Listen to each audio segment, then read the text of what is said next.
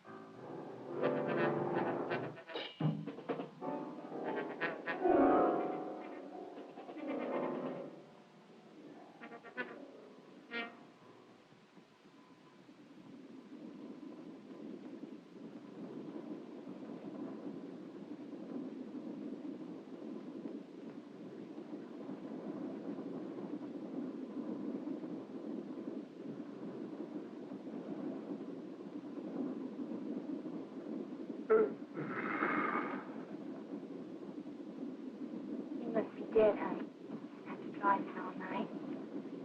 What time is it? Almost 4:30. Almost dawn. We should be home in another hour. This man's name is Martin Gordon. The lovely girl beside him is Brett, his bride of 2 wonderful weeks. It's late August. They're returning from their honeymoon to their home in quiet, peaceful Angel County, California. Martin's Uncle Ben is sheriff of Angel County, and Martin is his senior deputy. Martin has high hopes of succeeding his uncle when Ben retires. But for now, Martin has only the thoughts, emotions, and pride of a very happy, newly married young man. Brett is his, and he feels no man could ask for more. And now, without warning, their honeymoon is to become a nightmare.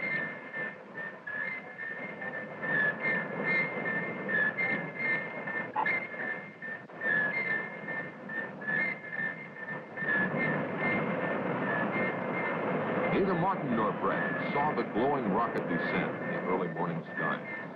It was reported to the sheriff's office by Jeff, the county forest ranger. Jeff reported to Sheriff Ben that a plane had crashed near Willow Creek and that he was going out to investigate. Ben said he would join him as soon as possible. Barney, Ben's junior deputy, was to summon medical aid and to see if he could rouse someone at the Air Authority in San Francisco.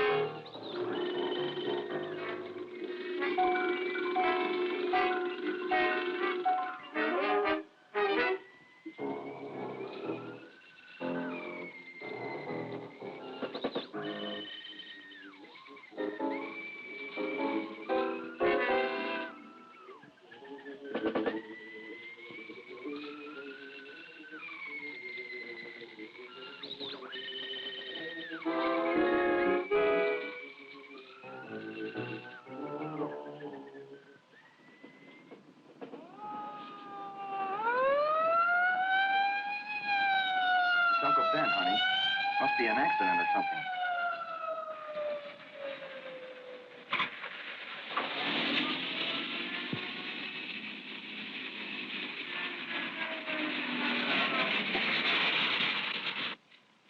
There's a plane crash down the road a couple of miles. I'm going to be a little short-handed till help gets here. Go around back of me.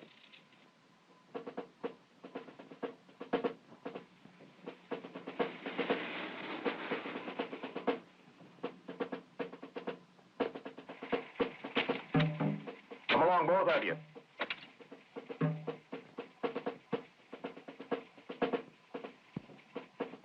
Get in, honey.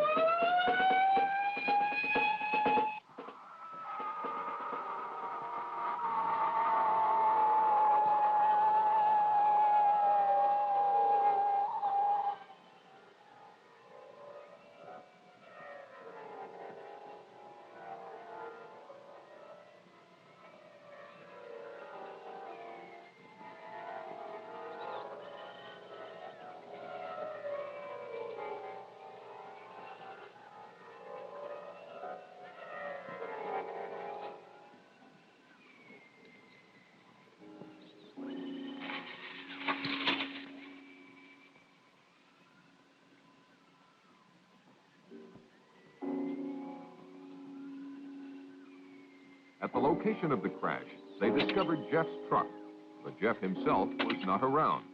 They proceeded with their investigation.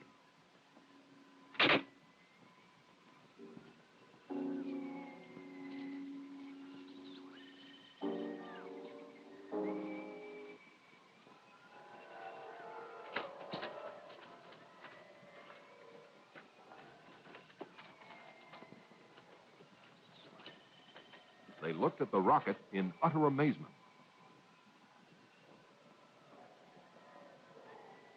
A puzzled Ben finally asked Martin what he made of the craft. It's no airplane. Could be one of our missiles. Or one of theirs.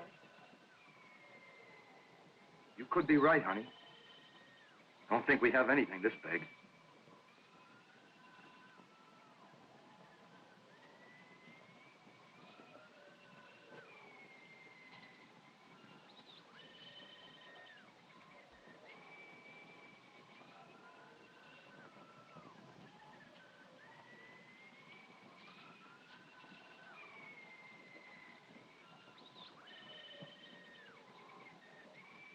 then could not understand why the craft wasn't severely damaged.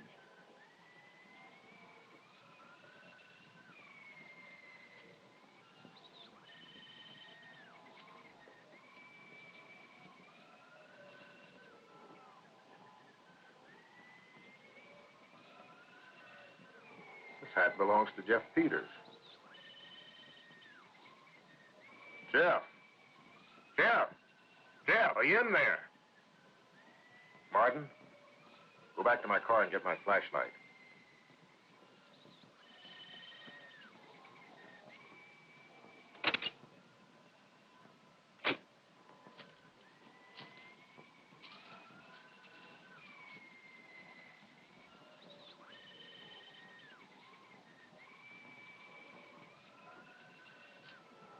Dan, don't go in there. You don't know what's in there. I think I hear him moving inside. Maybe he's hurt.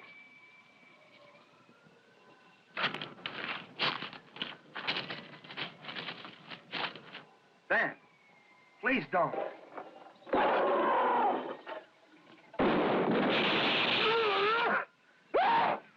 Dan. Dan.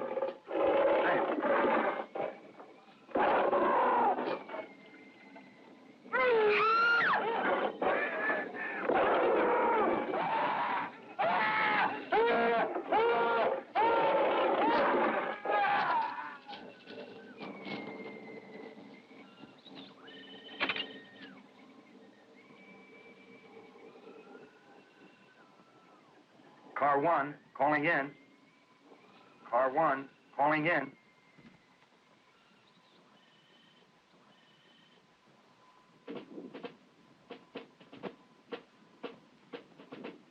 Within the hour, Martin's unusual call for assistance was answered by a special unit led by a Colonel James Caldwell.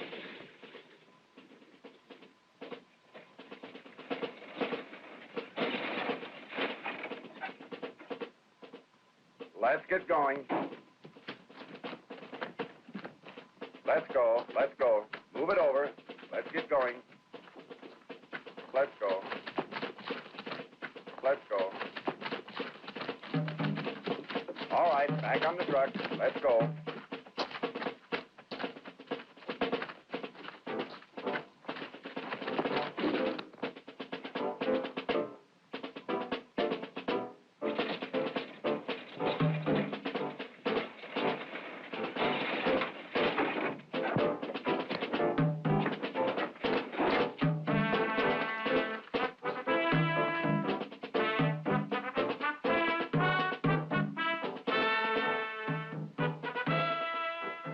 Sergeant, take one man and check it out. Yes, sir.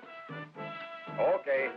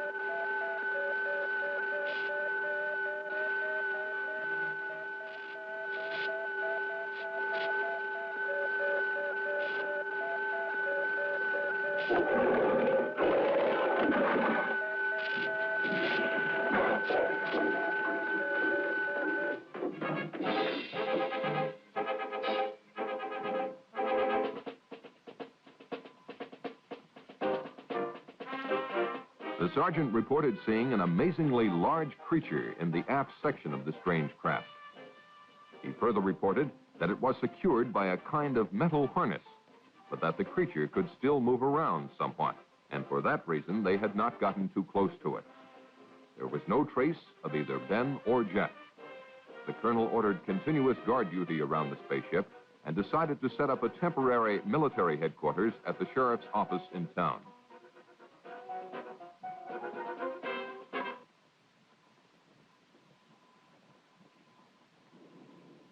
By the next day, Colonel Caldwell had the situation well in hand.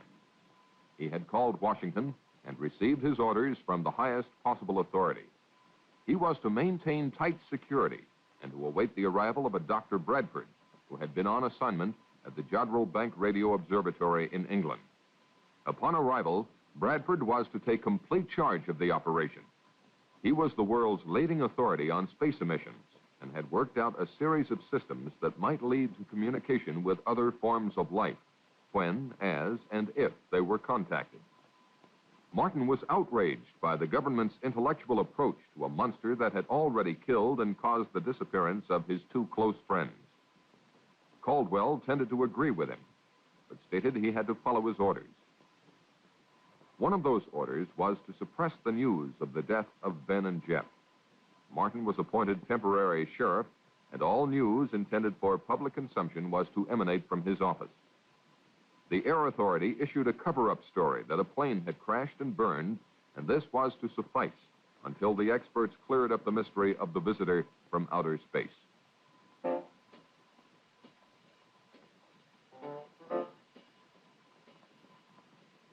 In a remote section of the county, the first of a series of tragedies took place. Tragedies that would have been avoided had the public been warned.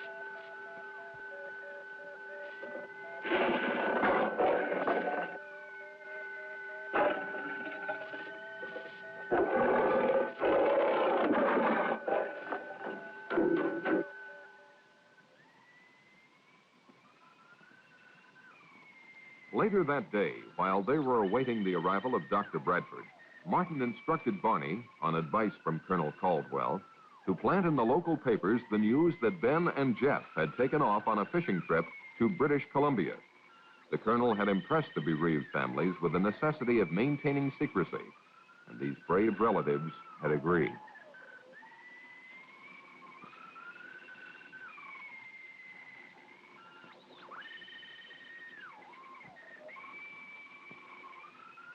Despite Brett's inquiries about what Martin had seen in the spacecraft, he avoided specific details for fear of disturbing her more than she was.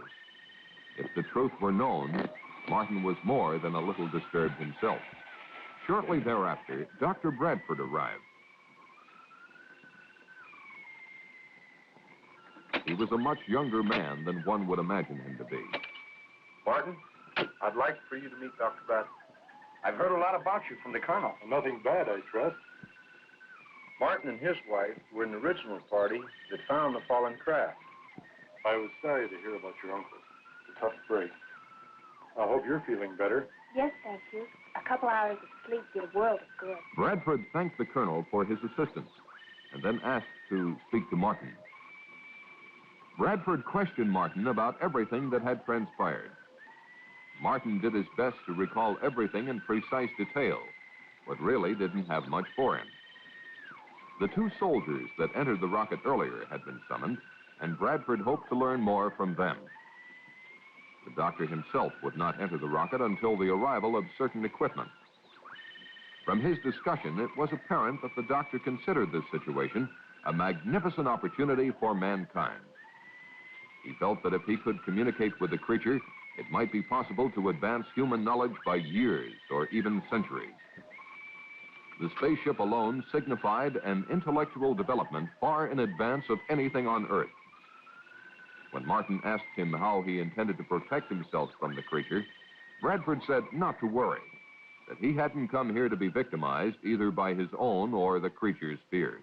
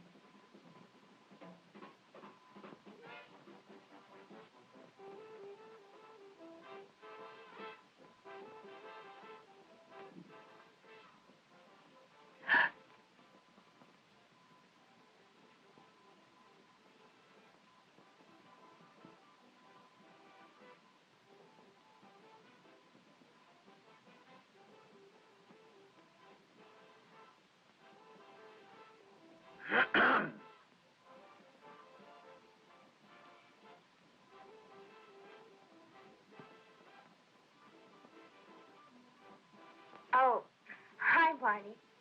We'll be right out. Well, that's all right. Just take your time. I didn't know we had company. Look at me. I'm a mess.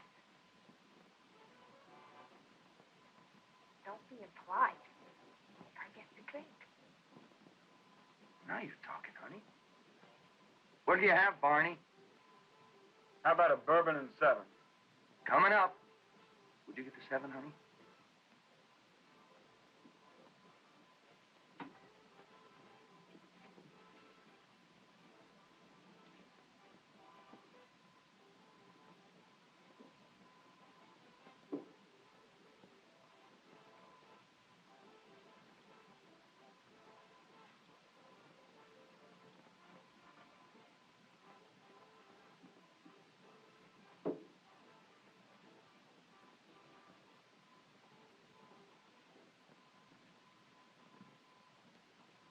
Barney, you should try marriage.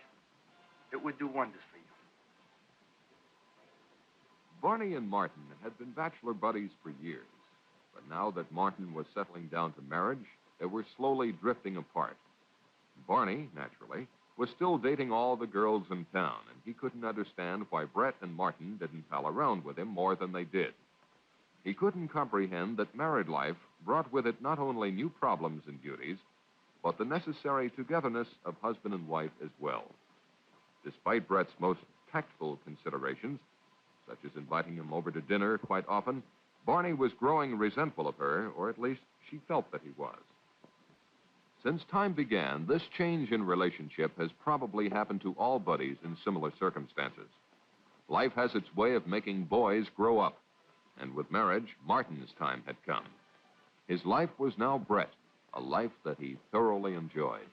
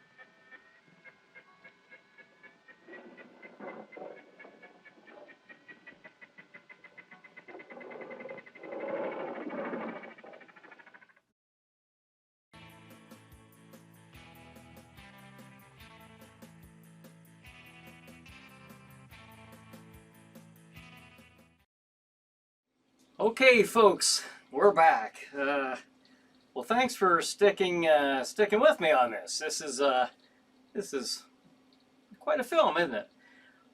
Martin Gordon, the deputy sheriff who just recently became promoted to sheriff, is played by Vic Savage. Vic Savage, if it sounds like an alias name, you bet it is. Vic Savage was also known as A.J. Nelson and Arthur Nelson White. He's a star, he's the director, he's a producer, and he is he was very much a con man, which is how this movie came to be. And we'll discuss that as we go along. Shannon O'Neill, who plays his wife, Brett, okay. Wasn't many movies. This and The Adventures of Wild Bill Hickok, and that, I think, was it. That's all I could find. I know this is going to surprise you. It really is going to surprise you. This is known as one of the worst movies ever made. I know that's a shock. But yeah, that didn't come from me. I'm just the bearer of bad news. The voiceovers. I notice a lot of comments in the skull here as I'm viewing this during the movie segments about the voiceovers. The voiceover reminds me of Plan 9 from Outer Space, which is supposedly the worst movie ever made. Well, stick around. But anyways, the reason for that is because the soundtrack for this movie, most of it was somehow lost. Nobody knows exactly where or how or why, but it was. And seeing as how Vic, the director, producer, star of the show, basically cheated everybody out of their money on this, so they had no money left to redub the movie. That's why you're hearing the narration, because one of the guys who put up most of the money for the movie, he wanted to get some of his return back, because we'll get into this a little bit later, but Vic took off before the movie was released. You know, we'll get to that a little bit later, but they didn't have any money, so they did a voiceover. A narrator came in and I almost said save the movie, but I think that'd be a bit of a stretch. They had no money. That's why, no doubt, the Army showed up in a pickup truck. But anyways, there you have it. Let's see some of the comments here. Now you can, as a viewer, if you're watching the live version, you can actually interact. You can chat, and I can see you through the magic of this skull that Aura the Witch has left me to do so with. Let's see. Sheila says, "Ah, there's Sheila, who recommended this movie. All right, you did make it. All right, well, we're glad you joined. Let's see. She's what? It beat out Plan 9? Yeah, that's what they're saying. I know. Tom says, Ed Wood says, hold my beer. I don't know. I think that's kind of debatable, you know. Yeah, believe me, stick around, you'll see. David says it's actually a great movie. All right. Well, I guess the word "great." I don't know if you spelled that right, but it might just be subjective. Let's see. Elise Ann says I'm shocked. John says the worst. Really, I had no idea. I know. Imagine my shock in hearing that. Elise Ann says Plan 9 is better. I totally agree with you there. I wholeheartedly agree. Al says this makes Plan 9 look like a Spielberg film. That it does. Doc says the Beast of Yucca Flats has the same kind of voiceover. Well, maybe they lost their soundtrack as well. David says, but then again, I'm drunk right now. Well, that would explain the comment of this being a great movie, but, you know, to each his own, We're non-judgmental here. Jason says, Vic spent all of the money on the hair product. That's it. Lisa Ann says, Vampira and Jack would be great hosts together. Oh, that'd be quite a duel, wouldn't it? Sheila says, sorry I'm late. No problem. Hey, just thanks for showing up and watching this this movie with us. Goldberg says, I think this movie became excellent with age. Bad in the 50s, a hit today. It has become quite a cult classic. John says, Criswell was unable for comment. Right? I will say this. It has become a cult classic, just like Plan 9 from Outer Space. It's a fun movie to watch. In all my years of doing this, and throughout my entire life, being a horror movie fan, I've never seen this movie.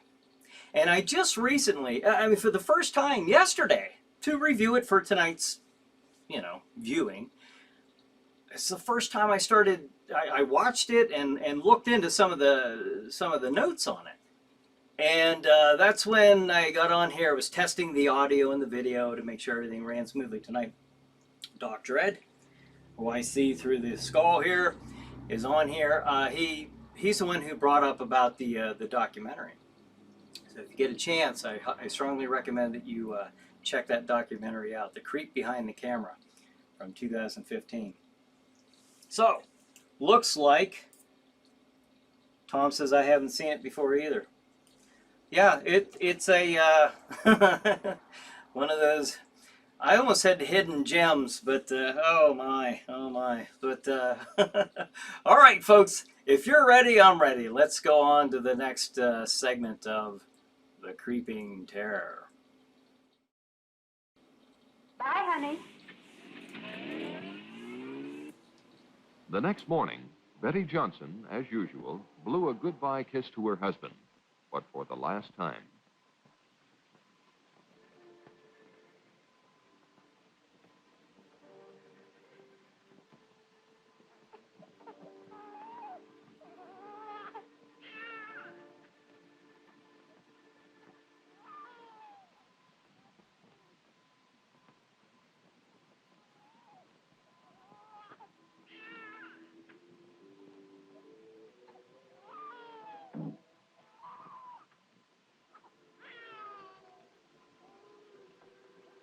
Poor baby. Let Mommy take your temperature.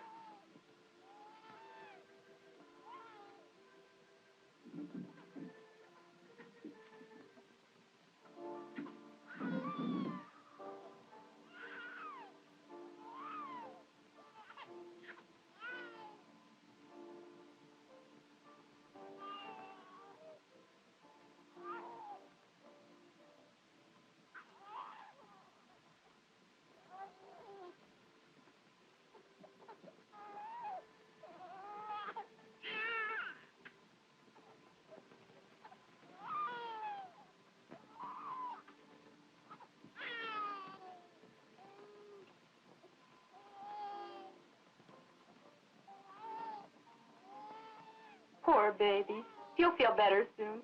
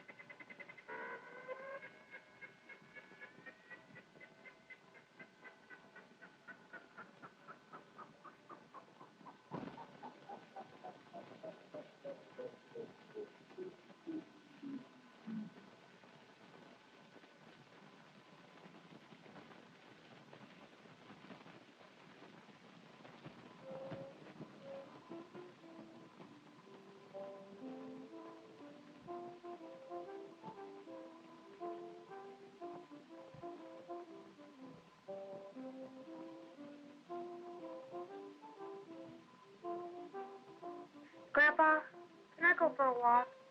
All right, but stay close by.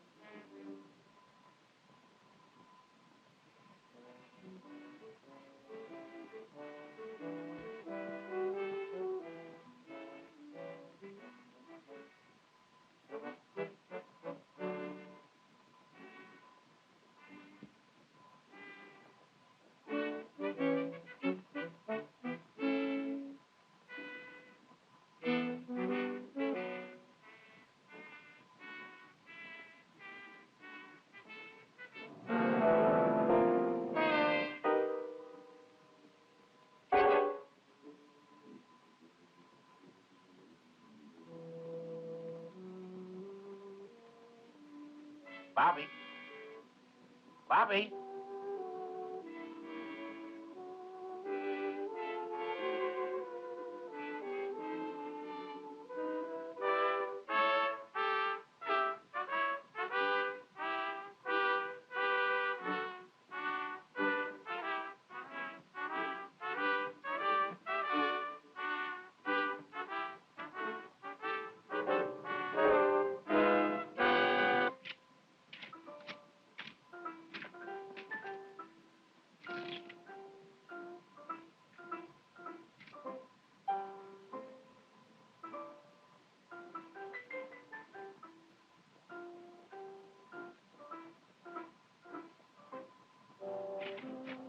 Bobby?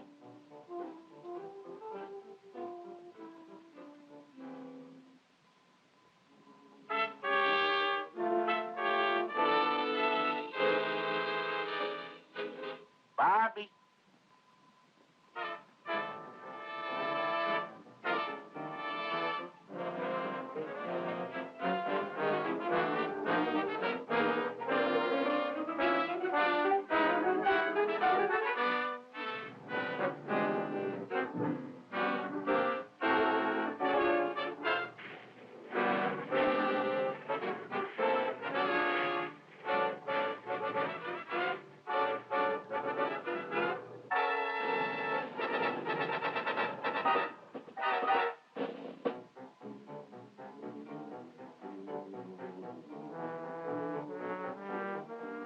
Bobby! Bobby!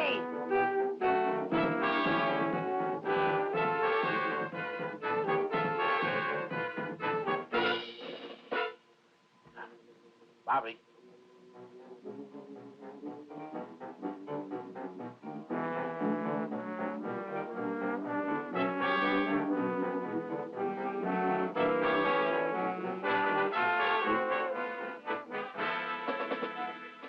Bobby?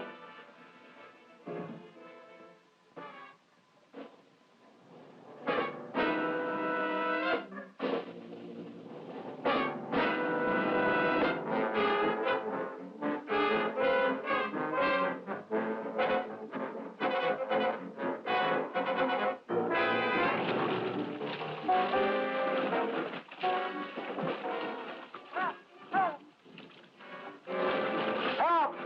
Help! Help! Help! Help! Help!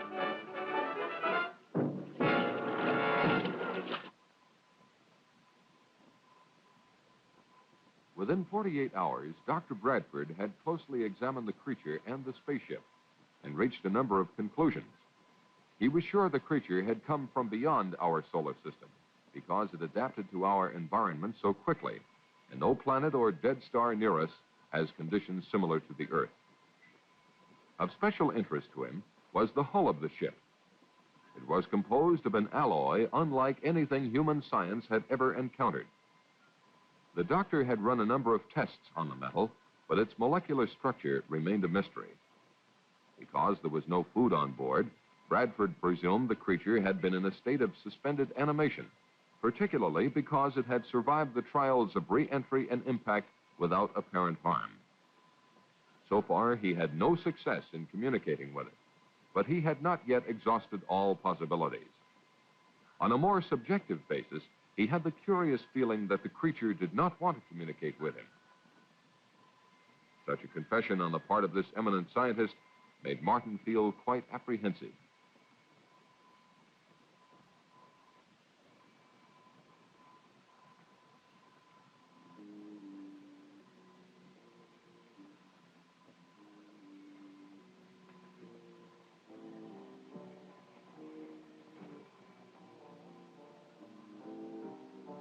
While on a routine call to pick up instructions from Colonel Caldwell, Martin received an urgent message from Barney. Barney was at Willow Creek. He had responded to a phone call from a frantic Mrs. Brown. Her husband and grandson had gone fishing and were long overdue. Barney was instructed to organize a search party locally and to report the results to Martin.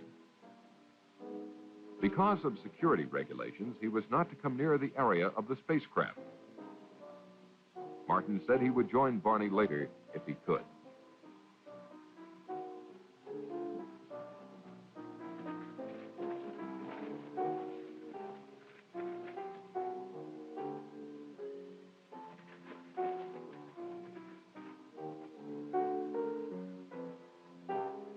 Acting on a hunch, Martin decided to see for himself if the monster was still there. It was. Bradford had installed TV cameras inside the spaceship and was testing the creature's reactions to sound, light, electricity, color, and air pressure. When Martin asked him if he had any luck in communicating with the beast, Bradford confessed that he hadn't, but would try again when certain data was returned to him from computer processing. It was at this time that Bradford came up with a frightening theory, namely that the creature might be a product of engineering, the same engineering that built the spaceship. What he didn't understand was why some form of communication had not been built into the creature. When Martin asked him if this weren't something to worry about, Bradford said no. It was probably his own failing at not being able to establish communications. It seemed to Martin that if Bradford's theory were correct, humanity might be in grave danger. Bradford dismissed Martin's fears by pointing out that the creature was not exhibiting any signs of violence, and besides, it was firmly secured by the harness. That afternoon in Moncrief Park, a group of neighbors got together for a hootenanny. Oh, she left me sad, but still I am happy.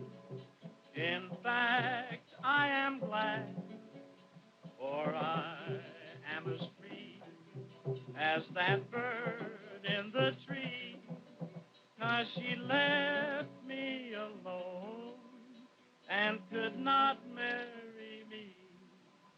I said that I loved her and would till I died. I tried to forget her, and I really did try, but I'll still think of her till the day that I die, 'cause I think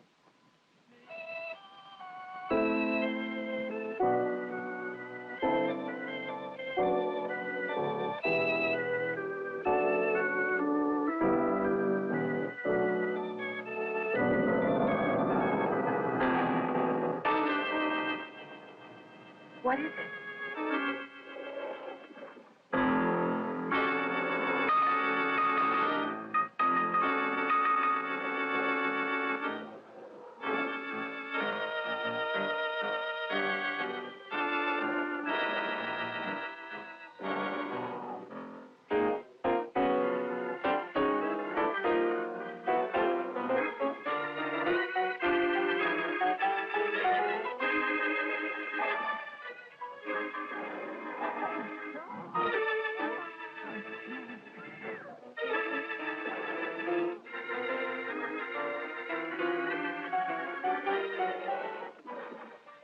You stay there.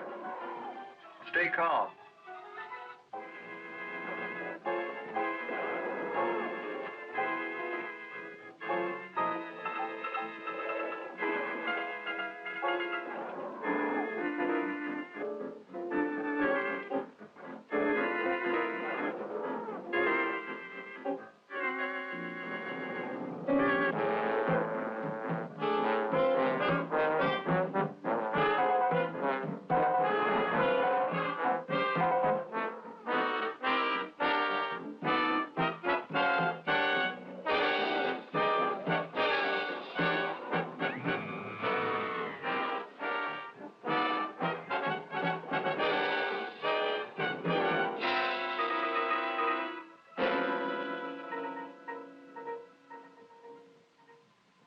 In response to a multiple missing persons report, Martin and Barney searched the countryside for the group of picnickers. The only trace they found of them was the remains of a guitar one of them carried.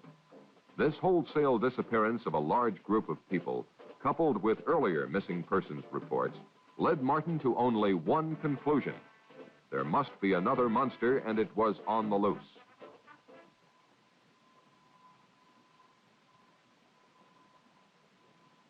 The colonel listened to Martin's theory and, after consulting with Bradford, decided to call Washington.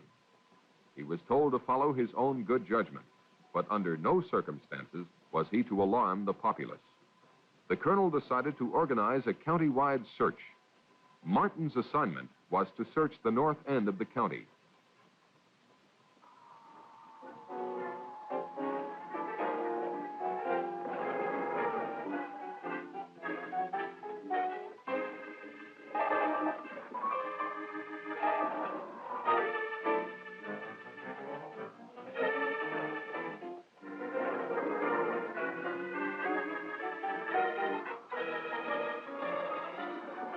While Martin and Brett were engaged by the search, the Munster was moving toward the community dance hall.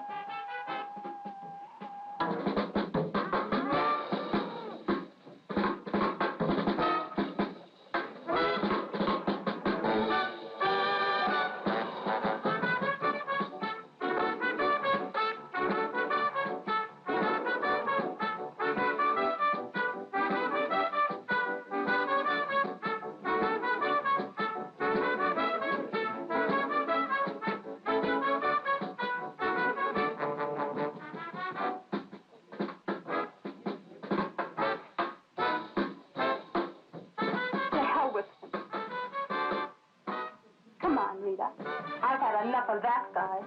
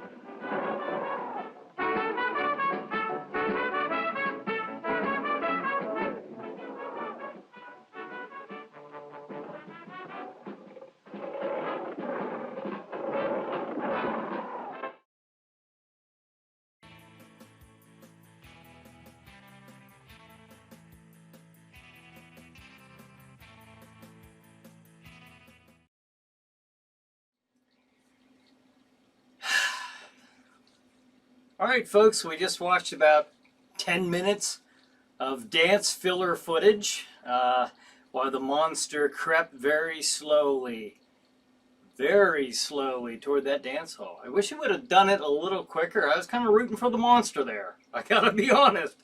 Go in there and stop that madness. But the monster does move very slow. He eats very slow-moving victims, which is good for a slow-moving monster. This is something. So, Sheila, you picked a good one, a very unique one. So, but this movie, again, you got to watch the documentary on it. It explains everything. It's crazy. It was supposed to be filmed at Lake Tahoe in California. Instead, what they did was they filmed it at a muddy pond at a ranch in Simi Valley, California. Again, they had no money. They came up with this idea for a movie. This Vic Savage, if you know, that's of course not his real name, but he cheated everybody out of everything. The guy who designed the costume for the creature, he got stiffed. You know, he didn't get any payment, so he ended up stealing the costume a day before the filming began. Or so the story goes. I don't think any of the details on any of this is all that clear. But this is the story. He took the costume. Now Vic and the gang, they had to come up with a costume at the last minute, which is why we get the rug monster, the carpet creature, whatever you want to call it. That's where this comes from. A very rushed creation, but the show must go on. And it did. Unfortunately. I mean, fortunately, everything worked out. But everybody got cheated. Vic Savage. Vic Savage.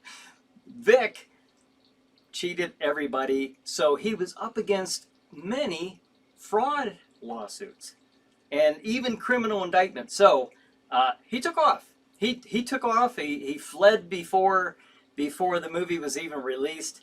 And nobody ever saw him again, to my understanding. And then the story picks up later on in life when his ex-wife comes out and tells the story. Apparently, he died back in, I think, back in like '75 or something like that. Just crazy. It's a crazy movie, but like I said, the backstory behind it is even crazier. So I hope you get a chance to check that out. And let me get a chance to check out what some of you chiller maniacs are saying here through the mystical powers of the all-seeing skull. I like that skull. I've decided to keep it from last week. Let's see. Looks like it came in right at time. Wolfsten says, "Yeah, I I agree. Could have got there a little sooner, in my opinion." David said that crazy carpet monster got all the moves. Yeah, we've seen quite the dance moves there, haven't we? Tom took my little. I was going to say something about cutting a rug. figures Tom would jump to that before I did. Tom says, "We're going to get you back for this, Sheila." Let's see. Gold World Order says, "Let's watch the Creeping Terror race with some Romero zombies. We'll see which is slower." My money's on the Romero zombies as far as being quicker, actually. Doc says, "Thanks for the shout out about the docudrama." Absolutely. Everybody, yeah, check out Doc Dredd's movie reviews. A lot of good stuff there. And that's where I found out about the documentary on this. Just last night. Like literally just last night. David says, "I wonder whatever happened to the original monster costume." That's a good question. Now, I didn't get that far in my my reviewing this information, so maybe somebody can look that up. Raymond says, "Most kids saw this at a drive-in, so who watched?" No one, right? Right. Let's see. Tom says, "Where can one watch this documentary?" That's on the Tubi TV channel, if you get that on your Roku TV. Let's see. David says, "Does your skull scream?" I don't know. You scream? I don't know. I think he's pretty content tonight. John says, "We can see the very first twerking." Yeah. Joyce says, "Hey, this is a good one. Thanks for making my boring Friday night exciting. Got my wine. I'm good, guys. Happy New Year." Thank you. Thanks, Joyce, for joining us. Glad you're enjoying it. Wow, the Creeping Terror. This is quite, quite a movie. So, hey, with that in mind, folks, we're going to get through this. Let's get through the last part, the last thrilling and chilling conclusion to The Creeping Terror.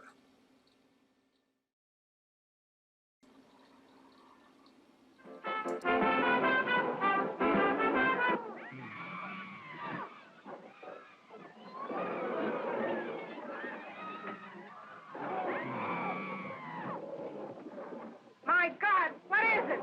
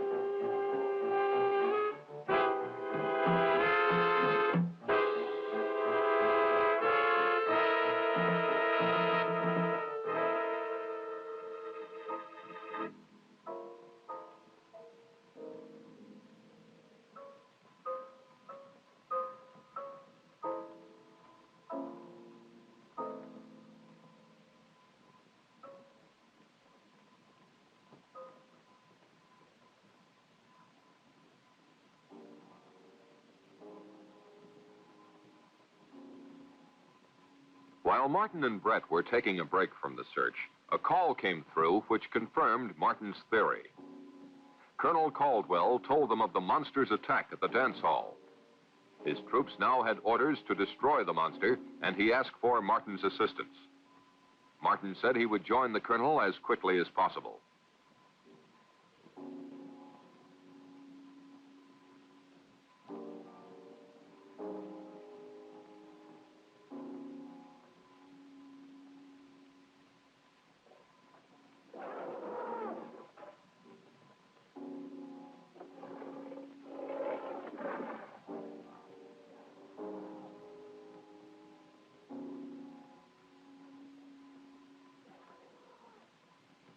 The monster next appeared in Lover's Lane.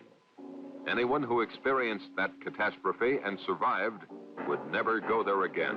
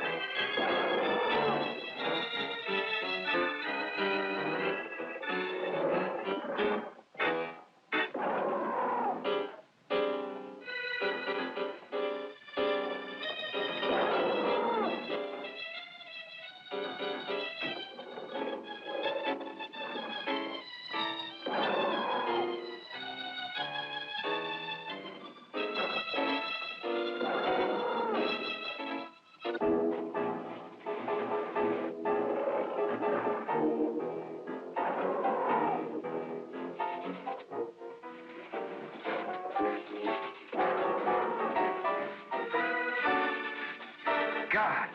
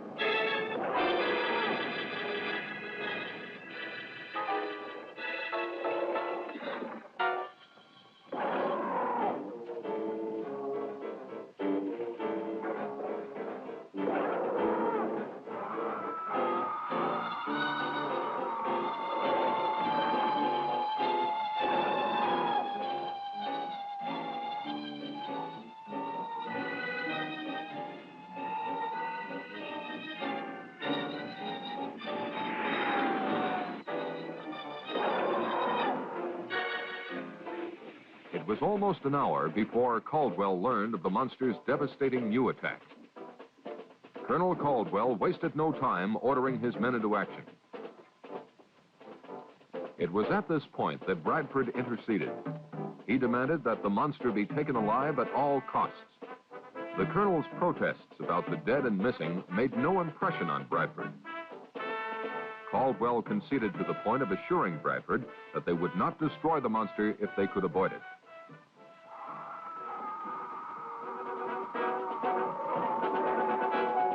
Get on with it, Lieutenant. Blow it out, man.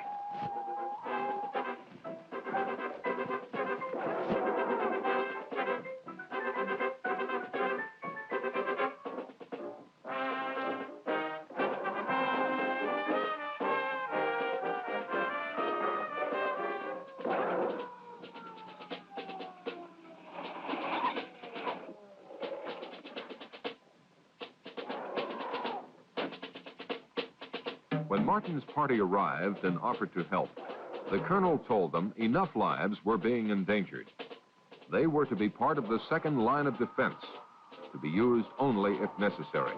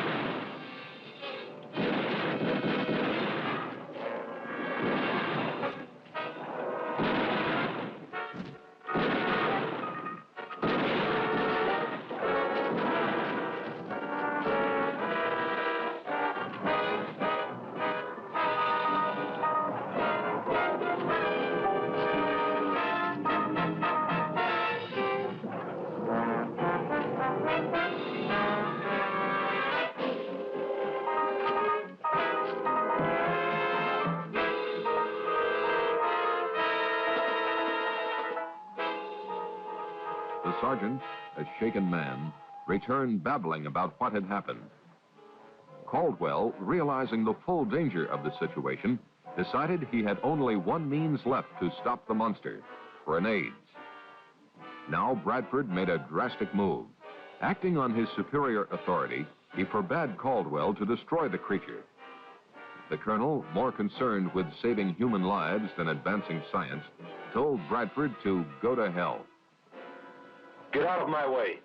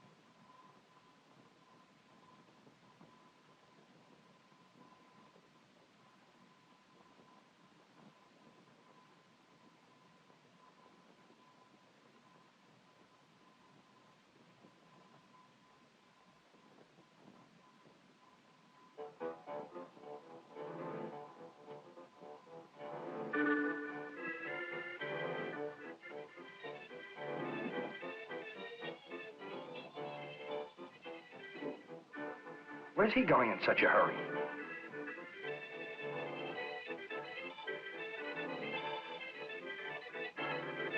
Maybe you'd better follow him. He may need help. You go ahead, Martin. I'll stay with Carl.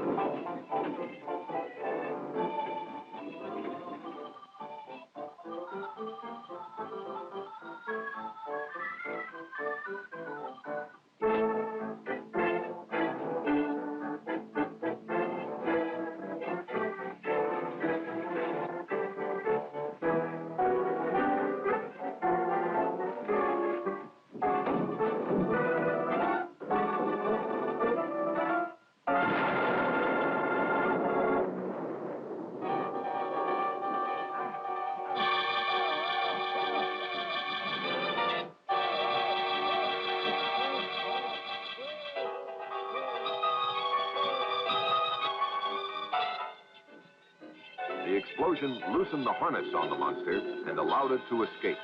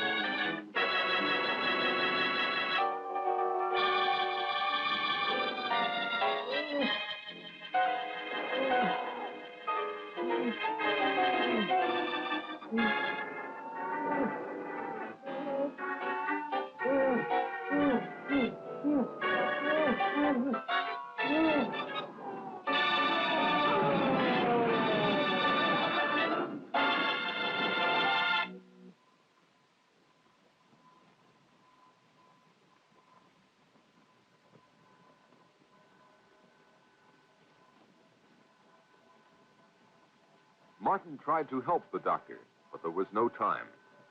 Bradford told Martin what he had just confirmed, that these monsters were highly specialized test animals. They were, in fact, mobile laboratories that consumed human beings in order to analyze them chemically, undoubtedly to detect weaknesses in the human species. He told Martin that the information fed into a computer in the spacecraft. Further, he added, now that both monsters were dead, the computer would activate a transmitter to send the results into outer space. Martin knew what he had to do.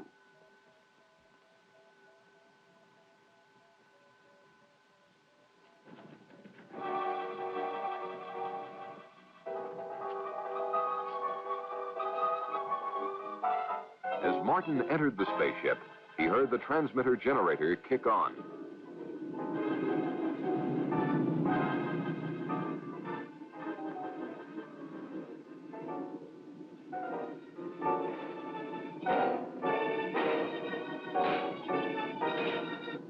The super tough alloys of the spacecraft were not even dented by Martin's hammering.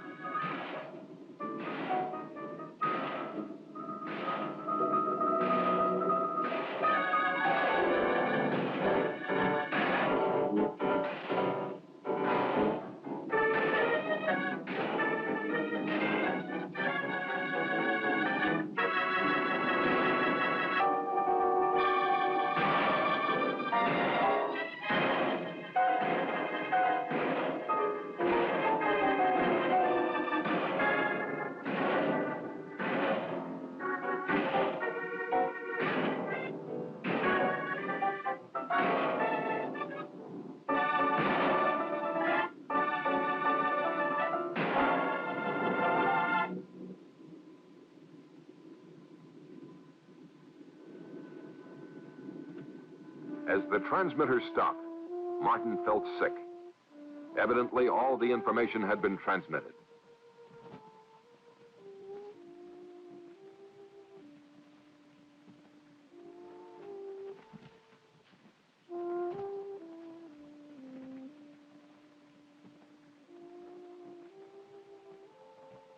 On Martin's return, he confessed his failure. He slowly asked Bradford what was in store for humanity. Bradford was pessimistic, but implied that maybe all was not lost. After all, he told them, the vastness of the universe is incredible. If these monsters had come from its outer limits, their home might even no longer exist. Or if they do come again, perhaps man will have advanced enough to cope with them and those who made them. Only God knows for sure, were Bradford's last words to anyone on this earth.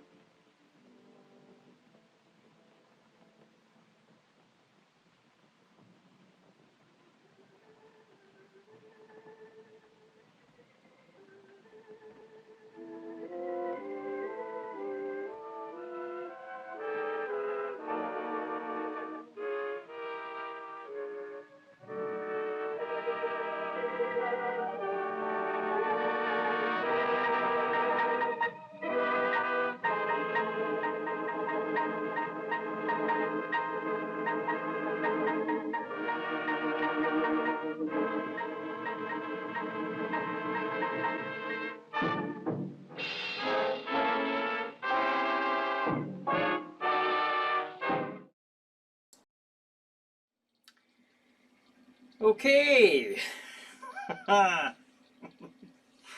Well, sorry about all that.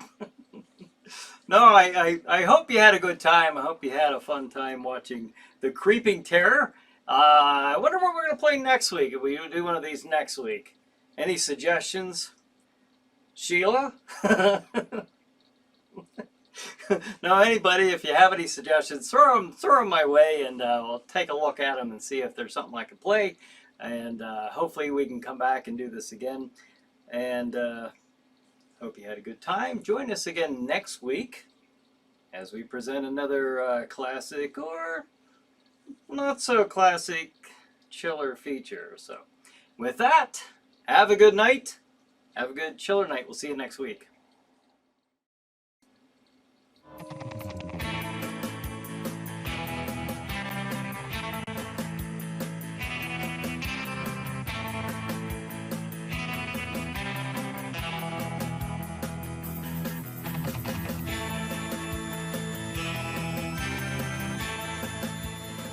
How many times do I have to tell you, just because something isn't good doesn't mean it's bad?